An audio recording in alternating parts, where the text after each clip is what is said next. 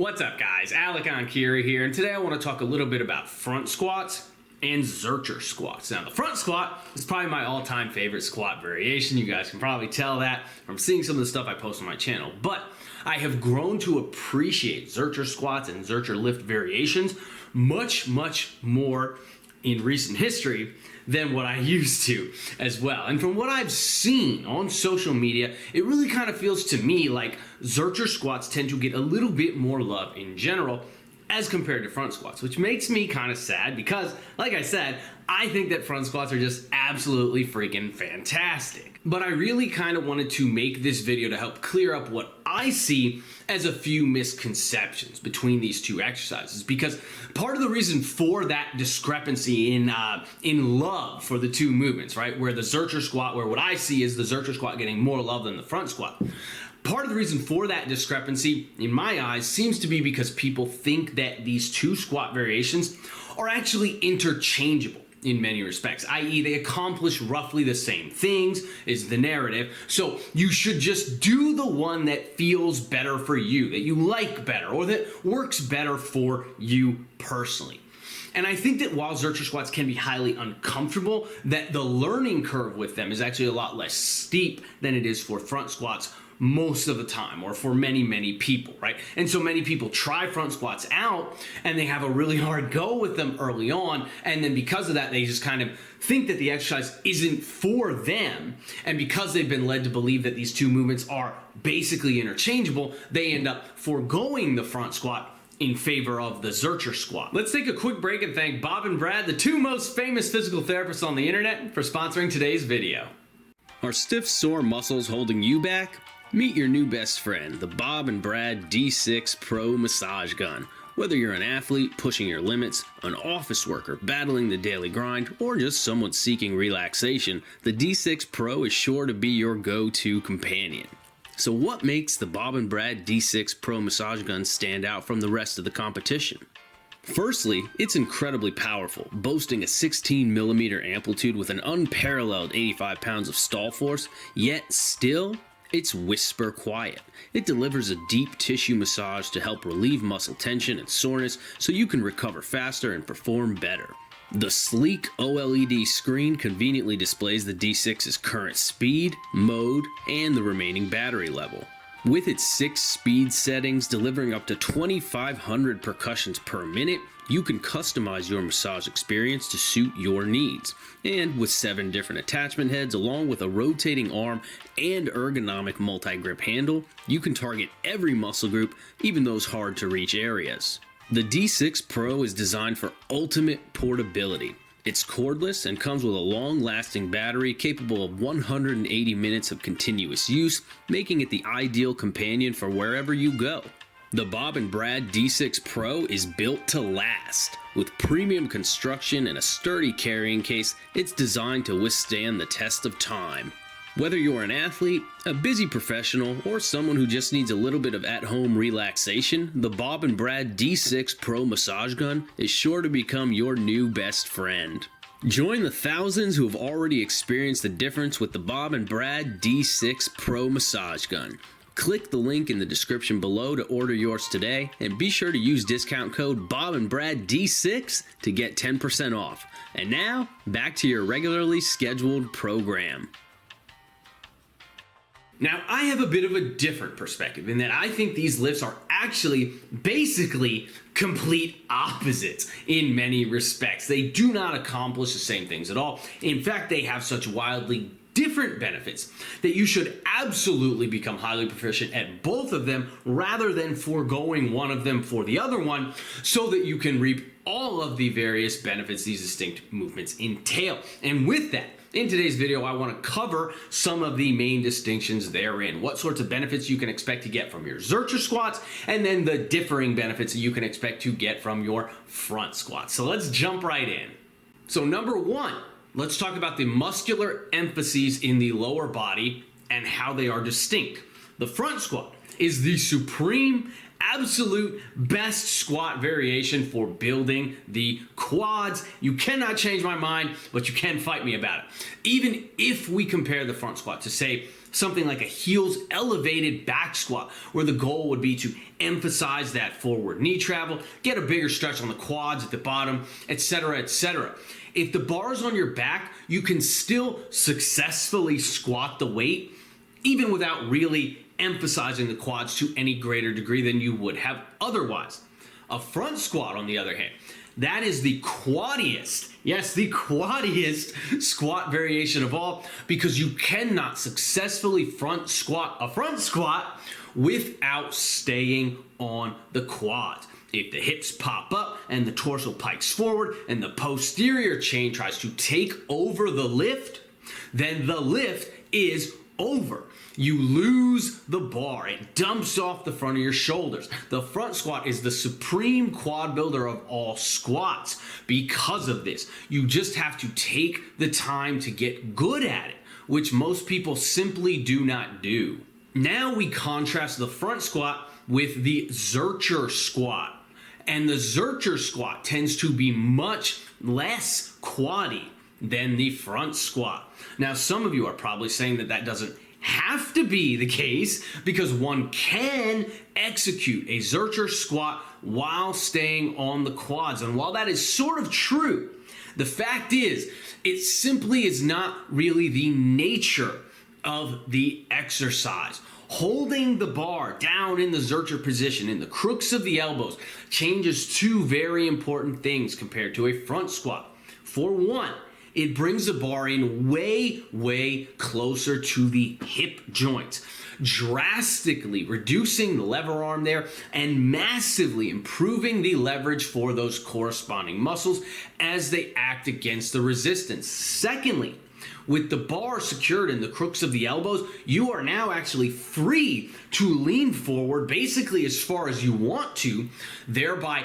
emphasizing the hip musculature and de-emphasizing the knees or the quads without risking losing the bar forward, because it is now being secured, held tightly and snugly in place by the arms. What this means is that a Zercher squat, by its nature, is something that wants to be hip dominant rather than knee dominant. Whereas a front squat, by its nature, is something that has to be knee dominant rather than hip dominant. Ultimately, a front squat is basically an exaggerated high bar squat, and a Zercher squat is basically an exaggerated low bar squat. They exist on opposite ends of the spectrum. So if you want to build your legs, then emphasize the front squat. If you want to build your hips, then emphasize the Zercher squat. Number two, let's talk about muscular emphases in the back area. Due to the location of the resistance on the front side of the body, you end up emphasizing different regions of the back musculature with these two distinct movements. The front squat situates the bar high up on the torso, resting on the top of the shoulders. Due to this high ground position, it presents a pretty immense stress on the upper region of the thoracic extensor muscles, basically the muscles opposite where the bar is situated. Right? Now, basically the entire time that you are front squatting, the weight is trying to pull your upper back forward into kyphosis. So instead of being rigidly extended and straight up, the front squat is trying to, the bar here is trying to pull you forward into a hunched over or kyphotic position. And your job is to resist that by maintaining a rigid, straight, and erect spine. This makes front squats one of the best tools in existence for strengthening these thoracic extensor muscles up nearby and just below the shoulders. The front squat essentially obliterates the upper back, in a good way, of course. Now, with the Zercher squat, the resistance is secured much lower down the torso, somewhere around the navel or the upper abdomen area, just kind of depending on your arm length, right? So with the weight now situated below the upper back region, there's actually much less stress being applied to this area, and instead the stress shifts a bit lower down in the back region, right? So it's still opposite the point where the weight is situated. The weight's now situated down here. The stress primarily shifts back there, just lower down. It's still technically the thoracic region of the spine, but based on the way that it feels to me internally, the way I perceive these exercises while I'm actually doing them, the Zercher squat places much more stress on that mid-back region as opposed to that upper back region. It is still that same type of flexion stress that you're trying to resist, that you have to resist by maintaining a rigid extension, right, through powerful engagement of the various extensor muscles. But now the area of the back that's being emphasized with the Zercher compared to the front squat is quite a bit different. So the Zercher squat essentially obliterates the middle back region, again, in a good way, of course. And number 3, let's talk about the loading potential on these two different exercises. So the Zercher squat has greater loading potential than the front squat, right? I've been doing it for a few months, but I've only done a handful of Zercher sessions so far in my conjugate style training. And with that handful of sessions, I have already surpassed my best ever set of 10 on the front squat, which is an exercise that I've been training hard for over 10 years now. It's a highly leveraged position to work from, right? You can lean way into it. You can get all the hip muscles involved, and the and the lever arm acting between the bar and the hip joints is very, very short on that Zercher squat, meaning that there's a large amount of mechanical leverage present here. You are able to apply your force very efficiently and very effectively against the resistance in this particular case.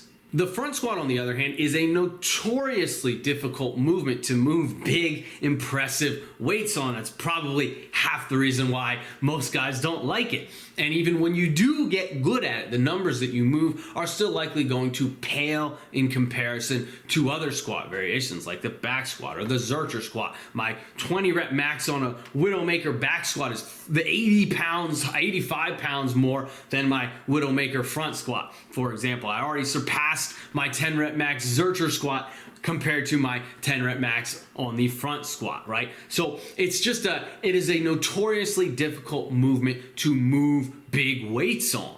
And a big reason for that is just because the hips can't really get all that involved. You have to stay on the quads. You have to stay on the legs, and most people simply have way weaker legs than they think that they do, and because the leverages found within the front squat are simply not as good as the leverages that you get in a Zercher squat. But this isn't a bad thing, right? You aren't building less strength with front squats compared to Zercher squats.